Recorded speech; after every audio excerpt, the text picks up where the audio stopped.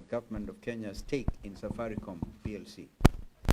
Taken together, these instruments represent a dangerous and coordinated assault on Kenya's constitutional framework of public finance management, the long-term integrity of strategic national assets, and already battered public trust in state stewardship.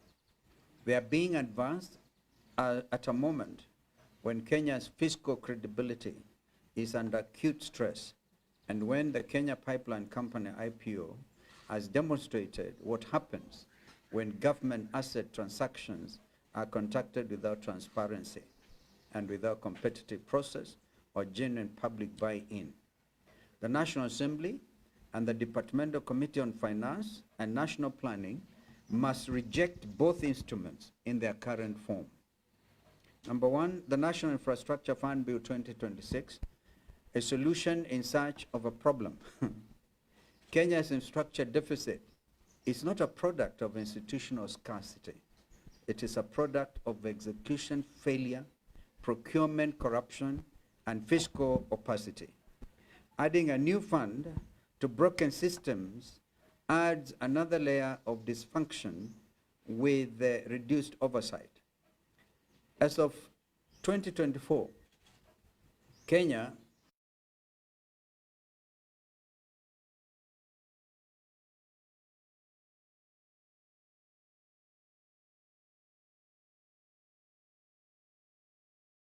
proliferation, the control of budget as flagged as a major governance risk.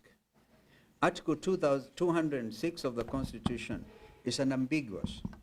All public revenue must flow through the consolidated fund and be subject to parliamentary appropriation. We underline that.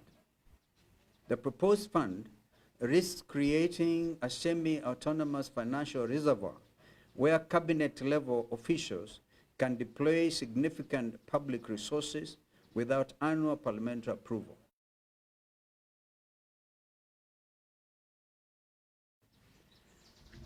On CS Bandi's admission and misleading Parliament, these concerns are directly confirmed by the conduct of Treasury Cabinet Secretary John Bandi in a sworn affidavit filed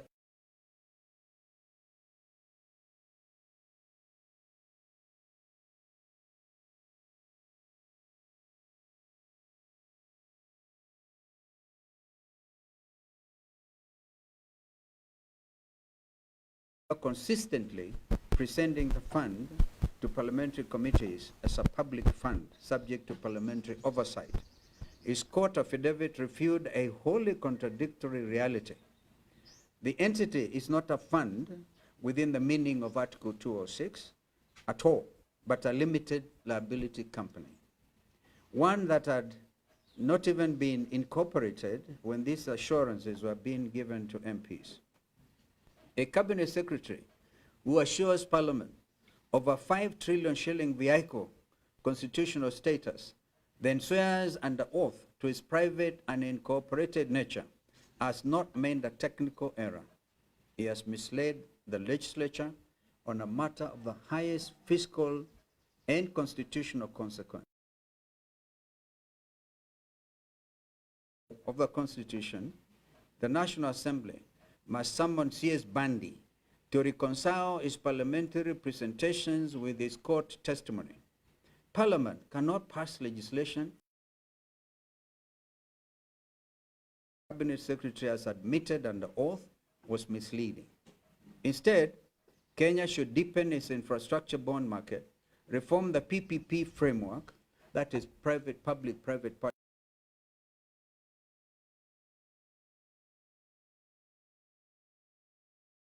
3% from 3.1 trillion to 4.9 trillion against low single-digit GDP growth, and strengthen procurement oversight at project inception, where the greatest losses occur, as demonstrated by the Social Health Authority, SHA, Standard Gauge Railways GR, and Dane JKI and Ketraco deals, the competency-based curriculum education, and the Rirone Mau Summit scandals. Number two, sessional paper number 3 of 2025, selling Kenya's crown jewels for fiscal pain relief. Safaricom is not simply a structure utility. The backbone of Kenya's digital payments architecture through M-Pesa, host of critical government service delivery channels, and one of the most consistently profitable public assets on the continent. In financial year 2024, Safaricom declared a total dividend payout of 8 billion shillings, a significant share flowing to the government.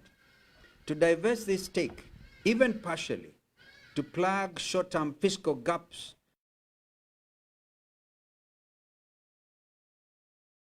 to cover annual household shopping, the income-generating asset is permanently lost.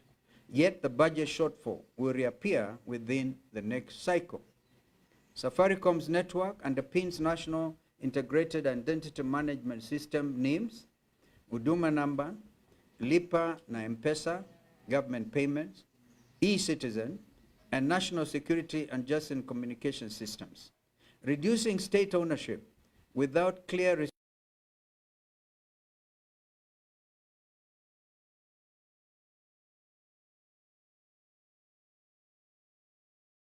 to Parliament. The sessional paper fails to answer elementary questions. Who will be permitted to buy?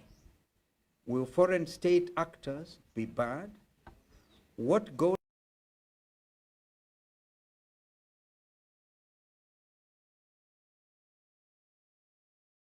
commercial shareholders gain greater influence? These omissions are disqualifying failures of due diligence.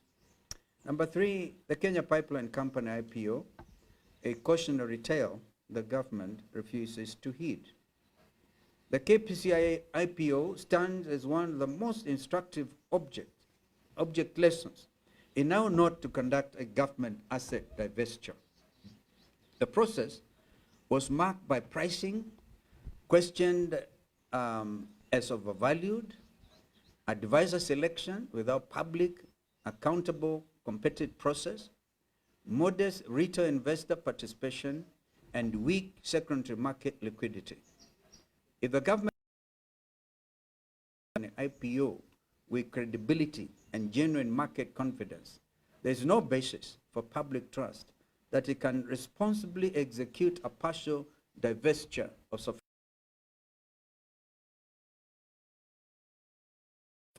by some measures, or manage a new multi-billion shilling national infrastructure fund. Credibility in asset transactions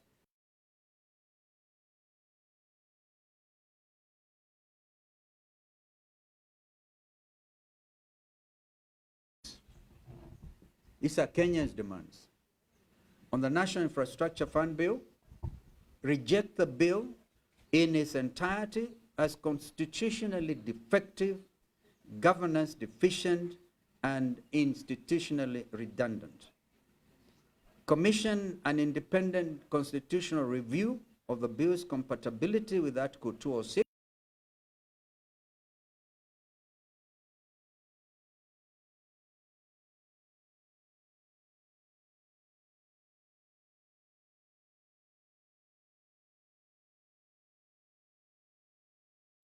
existing infrastructure financing instruments of institutional multiplication. On the Safaricom partial divestiture, reject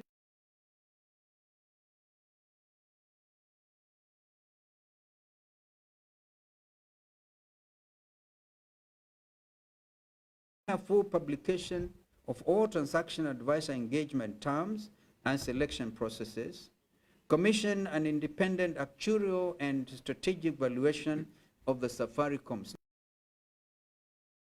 national security assessment of reduced state shareholding, and hold full public participation hearings in line with Article 118 of the Constitution on the KPC IPO and asset monetization policy. Direct the Public Investments Committee to conduct a full postmortem of the KPC IPO, including pricing methodology, advisor selection, underwriting conduct, and retail participation outcomes. Suspend all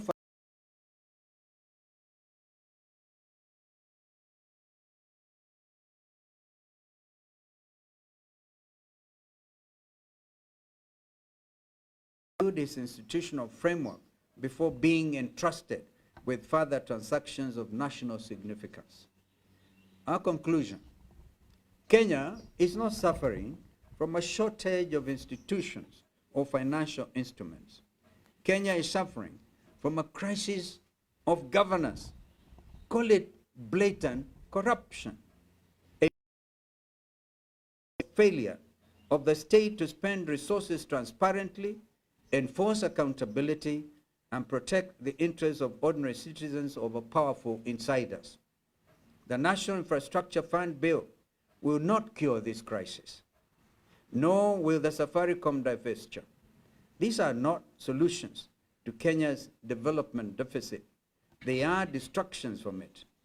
And in the wrong hands, they become instruments for deepening the same elite capture that has stunted Kenya's growth for generations. The United Alternative Government stands on the side of constitution.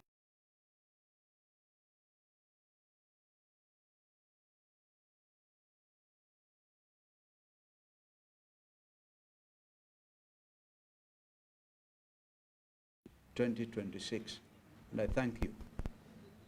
Yes, sir. My colleagues here, of course, can join me in answering some of this. Yes, sir. Yes, Cairo.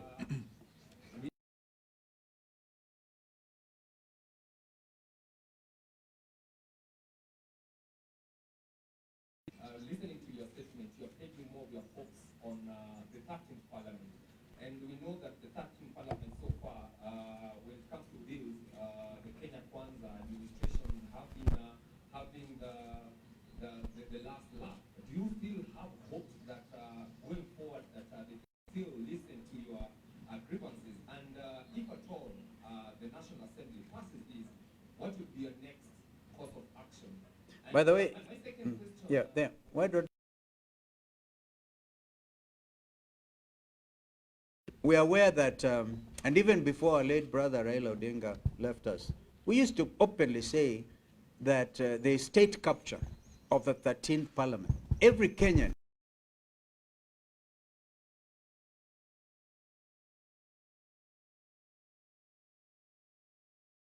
discussion between Senators Methu, Richard Onyonka, and Ojieda, and they were very clear about the fact that the people's hopes are not in the 13th Parliament. This is why we have called this press, very important press briefing, because this is where people's hopes and expectations are.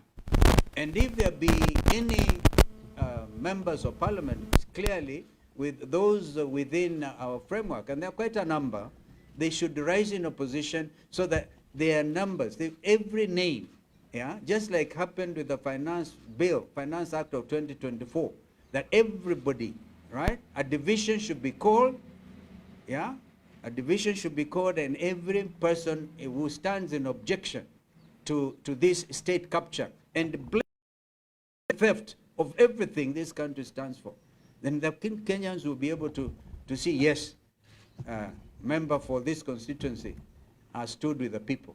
But we are aware they may attempt to force. If they do, this line of action is you have course of justice.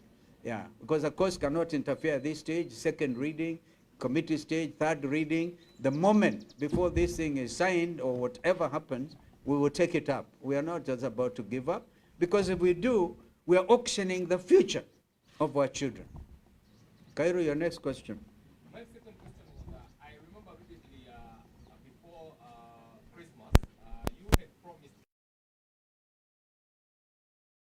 as the United Alternative Government will have already decided who will be flying the flag. I know that is the elephant in the room. So far, what has been the Cairo, there's no elephant in no room. Okay. You know, we cannot be that static, right? We will sometimes issue statements, and then after consulting, we may vary them. because we are trying to build a broad consensus going forward. We will address that issue. We want to give that assurance to Kenyans. But don't force it on us. Thank you. Kuna mwingine? Yes. For Daily Nation. The culture of lying is becoming common. We saw the CS lying. We know other prominent people also lie. Yeah. What consequence will you be seeing from your side on this lie?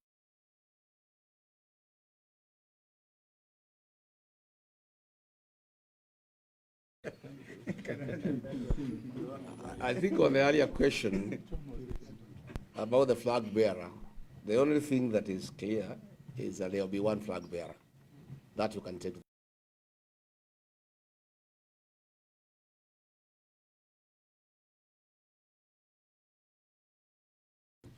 In the year 2002, Mwai Kibaki, the single presidential candidate for the opposition then, was announced on 14th of October 2002, when the elections were to be held on 27th. This lying culture to an end is to send William Ruto home. There is no other remedy, because to talk about corruption and bribery, he has made bribery a way of life. It's a new normal in this country, where he is bribing people on the loans of State House, where he's carrying money with sacks across the country. And he has laid it bare. So the police are asking, if the president is bribing people, why is he crying when we are being bribed? You know, he's the one who has set the standard for the country. And it's a very sorry state of affairs that can only be corrected on the ballot, because I don't think William Ruto can change. We have given up. I tried when I was deputy to ask him to stop lying. And he was very irritated that I can propose to him that we stop lying to the people. So I think there is no other way, there is no other remedy. I think we just have lies for 17 months, but the Constitution has set up a date to deal with such situations, and I think Kenyans will deal with it at the ballot on the 10th of August next year. Okay. I think you're Natosha. Okay. Moja. Yeah, in terms of alternative, the government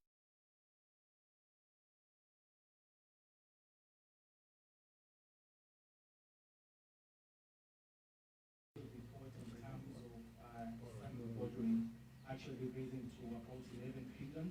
What do you want to say about, the government saying we want to create this fund because we want to borrow for infrastructure? I think it goes back to the earlier question. Can you trust William Ruto on anything? That is the problem. What we know is that they are creating a fund that will not go through Parliament, that will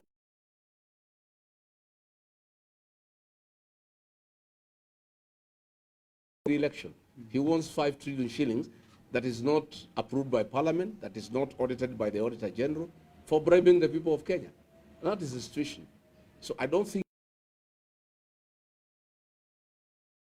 by anybody, because I don't think there is any proven matter that they have given a certain commitment and it has gone through. So I think that credibility issue is really very worrisome. Asanteni sana. Add to that, Allow them to go. the second explanation is government cannot be doing business just as the private citizens. The government should not be competing with citizens in terms of making profit. So therefore, you be standing in the way by opposing this sale of the stake with part of the government shares in some of these entities. Are you trying to stand in the way of private citizens making profit?